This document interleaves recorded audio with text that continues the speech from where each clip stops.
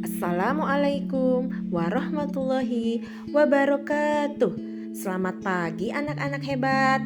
Hari ini kita akan belajar mengenai makna proklamasi kemerdekaan Indonesia bagi bangsa Indonesia. Pelajaran IPS kelas 6. Yuk kita simak bersama-sama apa saja yang ada dalam materi berikut ini.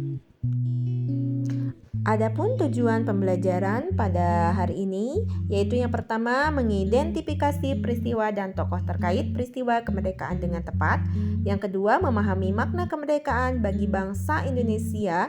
Yang ketiga menjelaskan makna kemerdekaan Indonesia.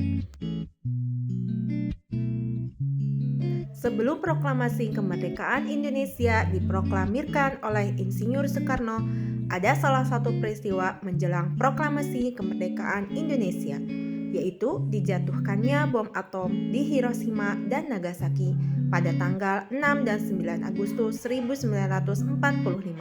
Pada saat itu, Jepang menyerah tanpa syarat kepada sekutu. Hal ini diketahui oleh para pemuda.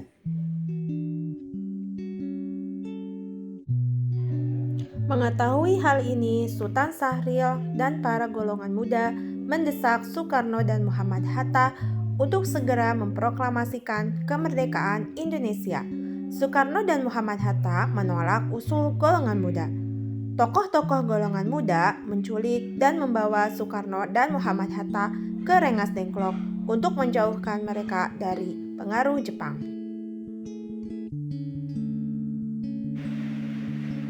Soekarno dan Muhammad Hatta bersama golongan muda akhirnya sepakat untuk memproklamasikan kemerdekaan Indonesia. Mereka menyusun teks proklamasi di rumah Laksamana Tadashi Maeda, orang Jepang yang merasa simpati kepada bangsa Indonesia. Pada 17 Agustus 1945, pukul 10 waktu Indonesia Barat, proklamasi kemerdekaan Indonesia dibacakan oleh Soekarno di Jalan Pegangsaan Timur nomor 56 Jakarta yang merupakan kediaman Soekarno.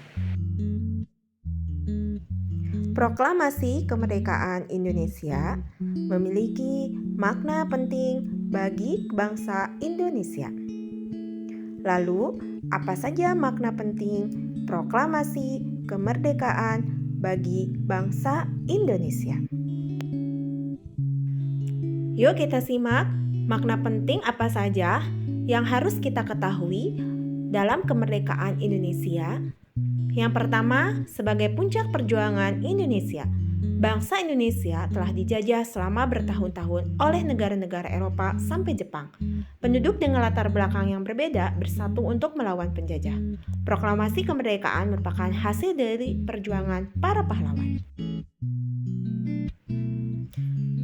Yang kedua, pengakuan kepada dunia luar. Dengan membacakan teks proklamasi, Indonesia mengumumkan kepada dunia luar bahwa Indonesia adalah negara merdeka.